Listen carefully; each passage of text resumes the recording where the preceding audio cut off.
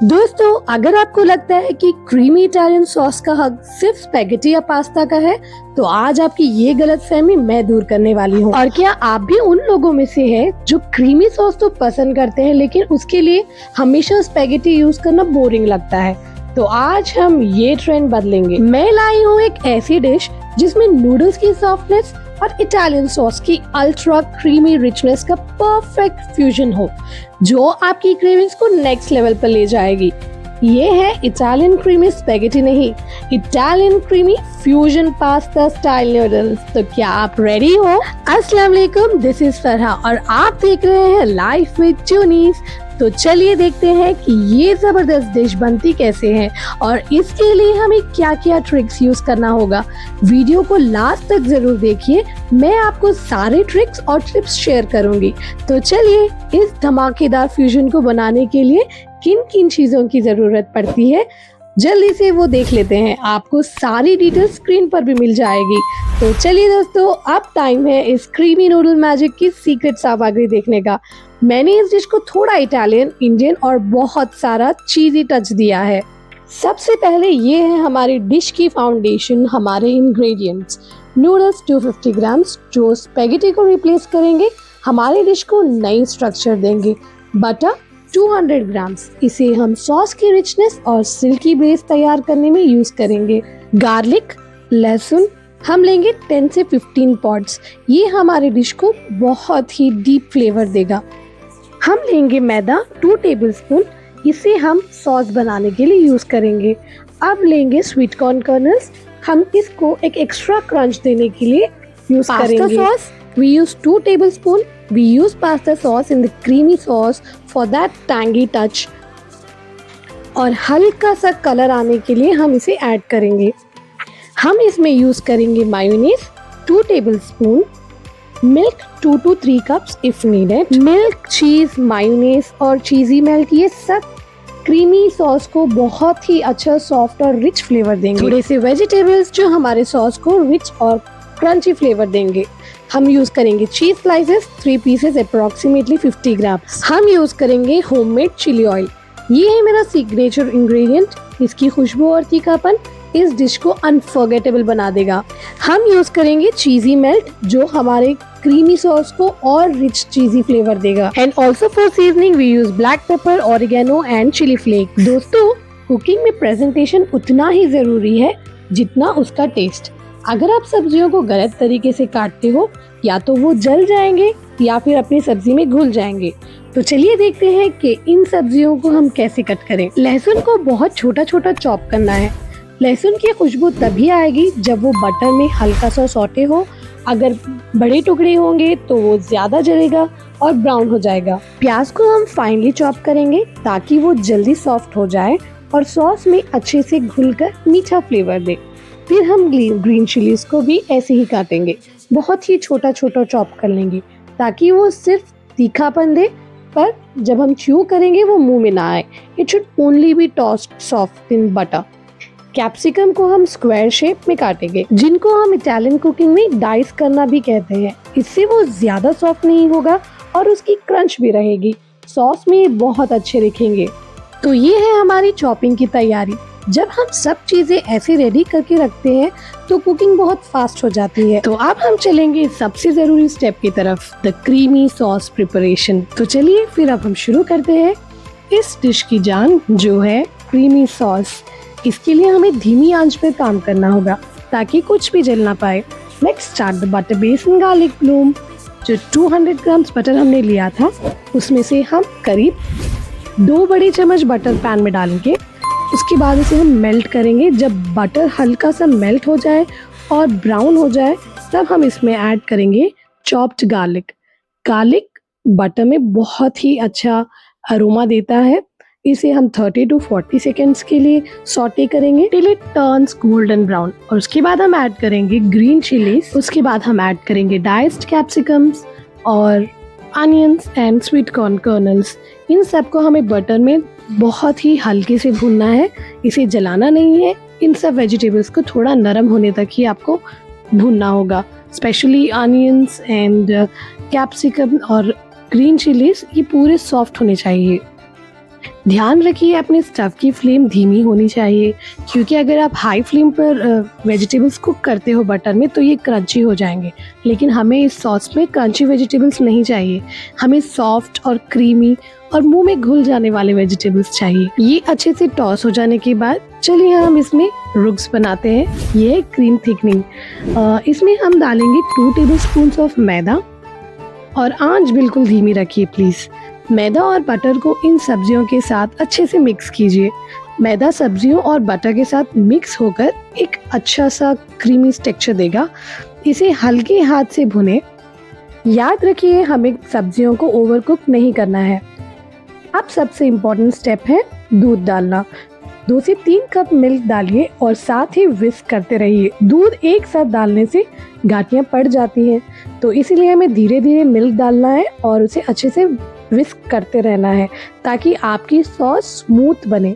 आपको सॉस में चम्मच चलाते रहना है जब तक कि ये सॉस थिक नहीं हो जाता। हम बाद में इसकी कंसिस्टेंसी को चेंज कर सकते हैं। ये बहुत ही सिंपल और बहुत ही मज़ेदार रेसिपी है, इसे कोई भी बना सकता है, बस आपको मेरी टिप्स और ट्रिक्स फॉलो करनी चाहिए। अब इस सॉस को थोड़ा सा फ्यूजन टच देंगे। हम इसमें ऐड करेंगे 2 बड़े चम्मच पास्ता सॉस। इस सॉस को हम अच्छे से मिक्स कर लेंगे और मिक्स करने के तुरंत बाद मेरा सिग्नेचर इंग्रेडिएंट थोड़ा सा होममेड चिली ऑयल डालेंगे। इसकी खुशबू और तीखापन इस डिश को वो लाइफ विद जूनिस वाला यूनिक किक देगा।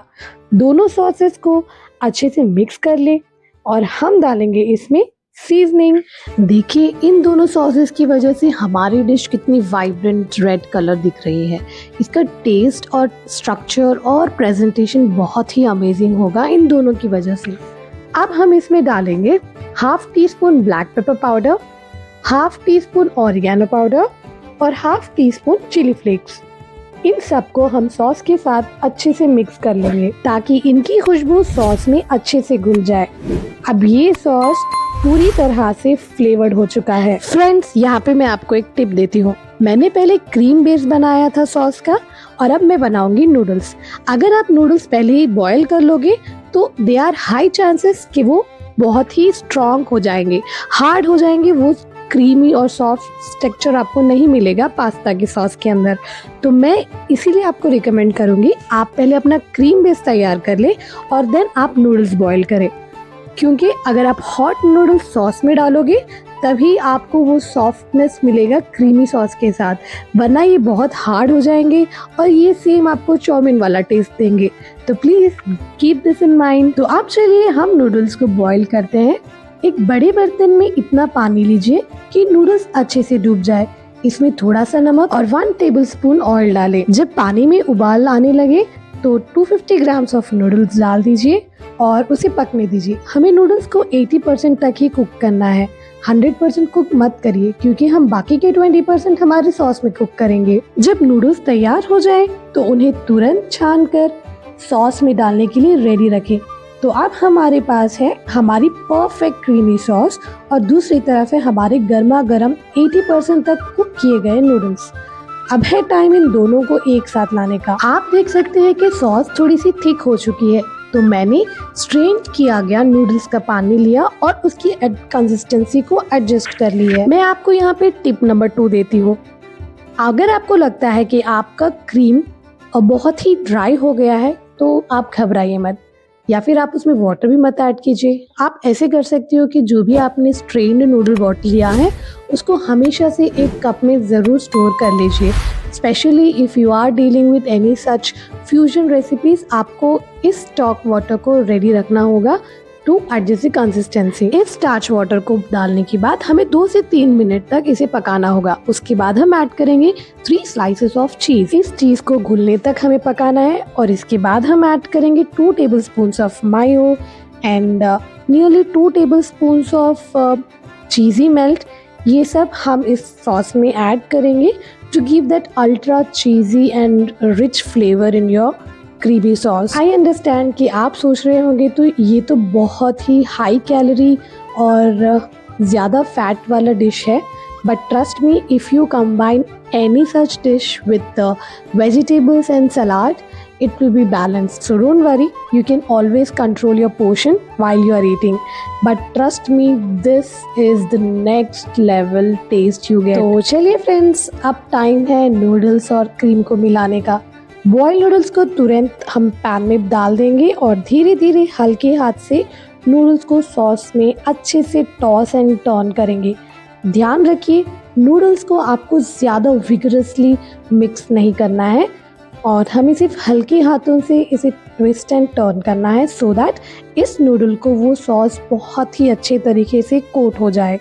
And as I told you, हमारे नूडल्स सिर्फ 80% ही बॉइल्ड है और बाकी के 20% हमें इसी सॉस में कुक करना पड़ेगा so that you get that full on flavour into your noodles. So ये नूडल्स स्पैगेटी से कम नहीं होंगे, इनफैक्ट ये स्पैगेटी से ज़्यादा टेस्ट करेंगे, ट्रस्ट मी। तो डियर फ्रेंड्स, तैयार है हमारा Italian creamy fusion pasta style noodles.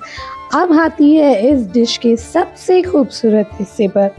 जी हाँ, प्लेटिंग। ये सेगमेंट मेरा फेवरेट है क्योंकि जो चीज़ दिखने में अच्छी होती है वही खाने में सबसे ज़्यादा मज़ेदार लगती है। सबसे पहले हम अपने गर्मा गर्म Italian creamy pasta style noodles को प्लेट के सेंटर में एक माउंट की तरह रखेंगे। देखिए, सॉस की वजह से नूडल्स कितने शाइनिंग और टेम्पटिंग लग रहे हैं। जब भी हम नूडल्स सॉस के साथ सर्व करते हो तो आप ये एक टिप फॉलो करिए। आप इस नूडल्स का एक अच्छे से माउंट बना लीजिए एक प्लेट में और उसके बाद जो भी आपने सॉस प्रिपेयर की थी उस सॉस को आप इस माउंट में फिल कीजिए और नूडल्स को अच्छे से कोट कर लीजिए। इससे आपके नूडल्स का स्वाद नेक्स्ट लेवल पर रहेगा। इस प्लेट में आपको मिलेंगे फैट्स, प्रोटीन और कार्बोहाइड्रेट्स। तो अब बारी है फाइबर की। कोई बात नहीं, हम इसको बैलेंस कर लेंगे।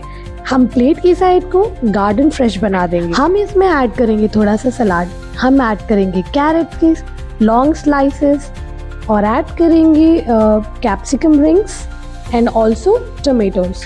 टमेटोज हमारे डिश को वाइब्रेंट कलर देगा और ऑल्सो डाइजेशन भी इम्प्रूव करेगा। कैप्सिकम रिंग्स इसको एक फ्रेश क्रंच, और ये भी आप सलाद के अंदर यूज़ कर सकते हो। और आप ऐड कर सकते हो ग्रीन चिलीज, इसको स्लिट कर कर यूज़ कीजिए। अगर आपको कुछ तीखा चाहिए तो definitely you can take this green chilli while eating this noodles because Italian dishes हमेशा से थोड़ा सा स्वीट साइड ही होते हैं। अब प्लेट को वो प्रोफेशनल लुक देंगे। हम यूज करेंगे मस्टर्ड सॉस और केचप एक स्मूथ शेप स्विल देने के लिए। ये हमारे डिश को एक फाइनल प्रोफेशनल टच देगा। ऑल्सो हम नूडल्स के ऊपर मायोनेज से एक जिगजैग पैटर्न बनाएंगे। ये क्रीमीनेस को और बढ़ा देता है और ये है लाइफ विद जूनीस का एक सिग्नेचर टच। तो फ्रेंड्स, ये थी हमारी Italian fusion recipe using noodles. इसका हर बाइट एक्सप्लोजन है फ्लेवर का। तो जब भी आप घर पर बनाओगे तो सब कहते रह जाएंगे कास्पीता फंतास्टिको और आप वाह वाह बटोरते रह जाओगे। इसे बनाने के बाद मुझे जरूर बताइए कमेंट्स में कैसी बनी थी।